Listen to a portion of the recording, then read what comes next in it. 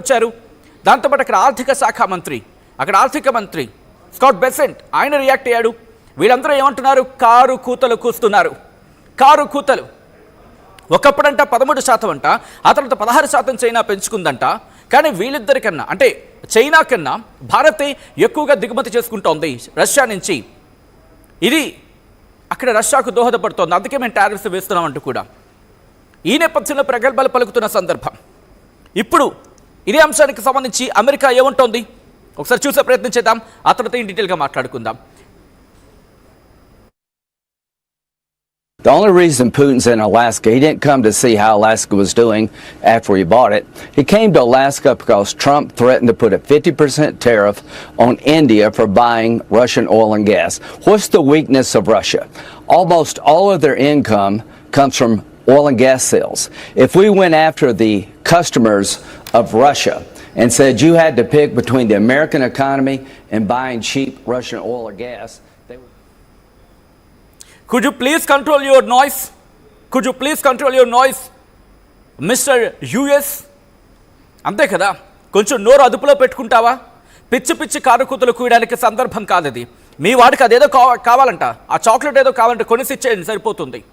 Nobel peace prize ఏదో అంటున్నాడు కదా, నోబెల్ శాంతి బహుమతి ఇచ్చేయండి కొనేసి. పిచ్చి కారు కూతలు కూస్తే మీకే వాతలు అంటుతాయి ఆఖరికి, గుర్తుపెట్టుకోండి. Remember America, Russia, India, China ఆర్ఐసి కనుక ఫామ్ అయితే ఆ ఫార్మినేషన్ మీరు తట్టుకోలేక, లేకపోతే బ్రిక్స్ ఏదైతే తట్టుకోలేక మీరు కూస్తున్న కారు కూతలు మీకే ఎదురు దెబ్బ తగులుతాయి. మీకు ఎన్ని రోజులు టైం పట్టింది? రిమెంబర్, మీకు ఎన్ని రోజులు టైం పెట్టిందో question your self how much time that you have taken to answer the question from a press. ఇటు భారత మీడియా కావచ్చు, లేకపోతే మీడియా నుంచి ఎదురైన సవాళ్ళకి ఆ రోజు మీ అధ్యక్షుడు సమాధానం చెప్పలేక కారు కూతలకు తప్పించుకున్న సందర్భం. ఇన్నాళ్ళకు మీరు మాట్లాడతారా? నిన్న మీ ఆర్థిక శాఖ మంత్రి మాట్లాడతాడు, నిన్న మీ ప్రెస్ సెక్రటరీ మాట్లాడుతుంది. బుర్రుండి మాట్లాడుతున్నారా? చైనా కొంటోందని చెప్పి ఎప్పుడో ప్రశ్నించిన సందర్భంలో ఇంకా 8 గంటలే అయింది కదా అని చెప్పి మీ అధ్యక్షుడు మాట్లాడిన ఎన్ని రోజుల తర్వాత మీరు మాట్లాడారా? మిమ్మల్ని ఇక్కడి నుంచి ఏకవచనంతో పిలవాల్సిన సందర్భమే. ఎందుకంటే మర్యాద అనేది ఇచ్చి పుచ్చుకుంటే బాగుంటుంది, లేకపోతే ఈరోజు పాకిస్తాన్కి పట్టిన గతి రేపు మీకు పడుతుంది. మీరు భయపడుతున్నారు, చైనా ఎక్కడ బాండ్లు వెనక్కి తీసేసుకుంటుందో అని చెప్పి భయపడుతున్నారు. చైనా బాండ్లు తీసుకుంటే మీ అమెరికా కుదేలైపోతుంది. అందుకు మీరు చైనాకు వంగి వణకాలు పెడుతున్నారు. మీ బుద్ధి ఎవరికి తెలియదు, మీ బతుకులు ఎవరికి తెలియదు. మొత్తం ఎక్కువ మాట్లాడితే మీ చిట్టా పద్దంతా బయటకు తీస్తుంది భారత్, గుర్తుపెట్టుకోండి. మీ బతుకంటే ఏంటో చూపిస్తుంది. మీరు బెదిరిస్తారా? సిగ్గుందారా మీకు అసలు సిగ్గుందా? మీ బెదిరింపులకు భయపడే రకం కాదు, గుర్తుపెట్టుకోండి. కావస్తే గంజనని తిరిగి బతకగలదు భారత్. మీరు తిరిగి బతకగలరా?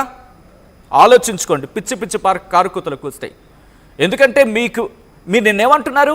ఒకప్పుడు 13% కొనింది, ఇప్పుడు 16% కొంటుందని చెప్పి ఎవరిని? చైనాను ఉద్దేశించి. ఆ తర్వాత భారత్ అంటున్నారు. భారత్ 40% తీసుకుంటుంది, మీకు అవసరం తెలుసు. కానీ ఎందుకు తీసుకుంటుందో కూడా క్లారిటీ ఇచ్చింది. అప్పుడు కూడా మీరే కదా అంది, డైవర్సిఫికేషన్ చేయండి లేకపోతే క్రూడ్ ఆయిల్ రేట్లు పెరిగిపోతాయని చెప్పి. ఇదే అంశాన్ని భారత్ కూడా అధికారికంగా చెప్పుకొచ్చింది కదా. ఆ రోజు పేరున మీ మాటలు అవాకులు చవకలు ఈరోజు చచ్చిపోయాయా? చచ్చిపుచ్చు మొహాలు వేసుకొని పిచ్చి మాటలు మాట్లాడితే పుచ్చు పగిలిపోయే సమాధానం ఇస్తుంది భారత్, గుర్తుపెట్టుకోండి. మీకు నోరుంది కదా అని చెప్పి ఎడాపెడా బాగితే సమాధానం చెప్పే సత్తా లేకపోతే నోరు మూసుకుని మోనను కూర్చోండి. మాకు వదిలేండి, మేము ప్రపంచాన్ని ఎలా నడిపించాలో మేము చూసుకుంటాం. ప్రపంచాన్ని ఎలా నడిపించాలో మాకు తెలుసు. 150 కోట్ల మంది జనాభాను నడిపించుకుంటున్న దేశం, గర్వంగా చెప్పుకుంటాం.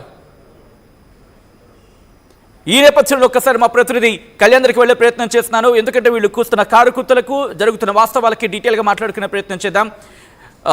కళ్యాణ్, ఒకప్పుడు ఇప్పటికే డిస్కౌంట్ రేట్కి మనకి ఇస్తుంది క్రూడ్ ఆయిల్ రష్యా. ఇప్పుడు 5% ఎక్స్ట్రా ఇవ్వడాన్ని ఇటు ట్రంప్కి ఒక చావు దెబ్బ కొట్టని భావించాలా? మనం చూస్తే కనుక ఇప్పుడు రష్యా ఏదైతే 5% డిస్కౌంట్ అంటే యూరస్ కి సంబంధించి క్రూడ్ మీద 5% ఇది ఒక కమర్షియల్ సీక్రెట్ అని చెప్పుకోవచ్చు.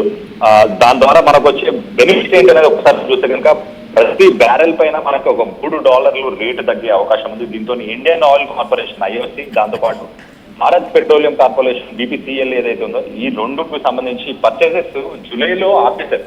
టారిఫ్ స్టార్ట్ అయిన తర్వాత జూలైలో పర్చేసెస్ ఆపారు. కానీ ప్రస్తుతానికి ఇప్పుడు నెక్స్ట్ సెప్టెంబర్ అక్టోబర్కి ఆర్డర్స్ ని ఇప్పుడు ఇష్యూ చేస్తారు. సో సెప్టెంబర్ అక్టోబర్ నుంచి మనకు ఫ్యూయల్ మళ్ళీ వచ్చేస్తుంది. ఈ పరిస్థితి అప్లై అవుతుంది. సో అమెరికా గురించి ఒక్కసారి మాట్లాడుకుంటే కనుక మనం వాళ్ళు మన రష్యా నుంచి మేమైతే ఏదైతే ఆయిల్ కొంటున్నాం దానివల్ల వార్ అనేది కంటిన్యూ అవుతుంది, వార్ కి మీరే ఫ్యూయల్ చేస్తున్నారని చెప్పి ఇప్పటిదాకా ఆరోపించుకుంటూ వచ్చారు. కానీ వాస్తవానికి మనం చూస్తే కనుక చైనాతో కంపేర్ చేస్తే చైనా కంటే తక్కువ ఫ్యూయల్ మనం ఇంపోర్ట్ చేస్తున్నాము. మన టోటల్ ఇంపోర్ట్స్ లో 38% రష్యా నుంచి ఉంది ప్రస్తుతానికి. కానీ చైనా మనకంటే ఎక్కువ శాతం రష్యా నుంచి ఇంపోర్ట్ చేసుకుంటుంది. దాన్ని మాత్రం అమెరికా దాన్ని యాక్సెప్ట్ చేయట్లేదు, ప్లస్ దాన్ని పట్టించుకోవట్లేదు. మీరు చెప్పిన పాయింట్ సేమ్ బాండ్స్ ఏవైతున్నాయో బాండ్స్ కి సంబంధించి తలొగ్గి అమెరికా ఇలాంటి డిసిషన్ తీసుకున్నట్టు అది ఓపెన్ సీక్రెట్ అందరికి. ఇంకో పక్కన ట్రంప్ గురించి మనం మాట్లాడుకుంటే ఒక మ్యాడ్ మ్యాన్ థియరీ ఫాలో చేస్తున్నాడు. అంటే ఏంటంటే ఆయనకి ఏం కావాలనేది ముందే ఆయన ఇలా ఆంక్షలు విధించి తర్వాత ఏదో బేరసారాలకు వచ్చేసి అంటే ఎక్స్చేంజ్ లో ఏమీ ఇవ్వకుండా ఎదుటి వాళ్ళ నుంచి ఎలా పని చేసుకోవాలనేది ఇప్పుడు ట్రంప్ చేస్తున్న పని బేసికలీ. సో ముందే ఆంక్షలు పిచ్చి పిచ్చిగా విధించేసి దాని తర్వాత కొంచెం తగ్గించేసి అతనికి యాక్చువల్గా ఏం కావాలో అది తీసుకునే ప్రయత్నం చేస్తున్నాడు ట్రంప్. అదే మ్యాడ్ మ్యాన్ థియరీ అదే ఫాలో చేస్తున్నాడు ఇప్పుడు కూడా. కానీ దానివల్ల మనకేం పెద్దగా ఎఫెక్ట్ అయితే లేదు. మనం చూస్తే కనుక ఒకసారి ట్రేడ్ ఎక్స్పోర్ట్స్ కి సంబంధించి మనం చూస్తే ఏప్రిల్ నుంచి జూలైకి మధ్య ఎంతైతే మనం సరుకులు పంపించాలో అమెరికాకి మామూలుగా ఎంత సరుకులు పంపిస్తామో దానికి 21% జంప్ అయినాయి ఆ ఎక్స్పోర్ట్స్ అన్ని. ఆల్మోస్ట్ $33.5 బిలియన్ కి సంబంధించిన ఎక్స్పోర్ట్స్ ని పంపిస్తారు ఇప్పటిదాకా. సో ఆగస్టు 27 నుంచి కనుక ఆ టారిఫ్స్ మళ్ళీ అంటే ఇంకొక 25% ఏదైతే ఇస్తా అంటున్నాడో ఆ టారిఫ్స్ కనుక మళ్ళీ ఇంక్లూడ్ చేస్తే అప్పుడు అంటే ఎఫెక్ట్ ఉండే ఛాన్సెస్ ఉంటుంది. కాబట్టి ముందే అంత ఎక్స్పోర్ట్స్ అనేది చేసినట్టు మనకు చాలా క్లియర్ గా తెలుస్తుంది. రానున్న రోజులు కూడా ఏంటి అంటే టెక్స్టైల్స్, జెమ్స్, జ్యువెలరీ, లెదర్, అలాగే ఆక్వాటిక్ ఫిషరీస్ కి సంబంధించి ఫ్రోజన్ ఫిష్ ఏదైతే ఫిష్ ఉందో మన తెలుగు సంబంధించింది కూడా.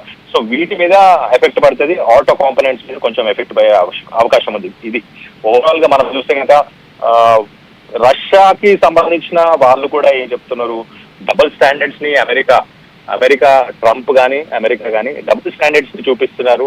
వాళ్ళు ఇంపోర్ట్ చేసుకుంటున్నారు, ఎక్స్పోర్ట్ చేసుకుంటున్నారు, వాళ్ళు చేసుకోవాల్సిన అన్ని చేసుకుంటున్నారు. కానీ ఇండియన్ పాయింట్అవుట్ చేస్తున్నారు ప్రస్తుతానికి.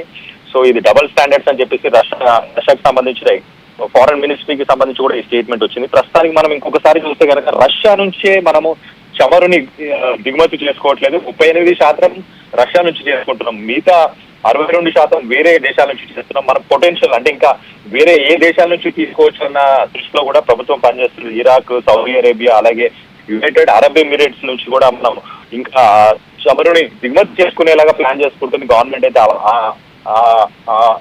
పద్ధతిలోనే ముందుకెళ్తున్నట్టు మనకు తెలుస్తుంది. సో జియో పొలిటికల్ ప్రెషర్ అనేది మన మీద ఉండకుండా ఏం చేయాలో దానికి కావాల్సిన స్టెప్స్ అన్ని కూడా ముందుకు తీసుకెళ్తున్నారు, మనకు చాలా క్లియర్ గా తెలుస్తుంది. సో ఆన్ ఆల్ ఈ 5% డిస్కౌంట్ ఏదైతే రష్యా మనకు ఒక కమర్షియల్ సీక్రెట్ పరంగా మనకు ఏదైతే ఇస్తుందో అది మంచి తరుణమే. We have to welcome it. End of the day మనకు ఇండియన్ ఆయిల్ కార్పొరేషన్ అలాగే భారత్ పెట్రోలియం కార్పొరేషన్ కావచ్చు, వీటన్నిటికి సంబంధించి దిగుమతులు మీద ప్రతి బ్యారెల్ మీద $3 అయితే మనకు ఖచ్చితంగా తగ్గుతుంది. దాన్ని ఎఫెక్ట్ ఇంటర్ మన ఎకానమీ అయితే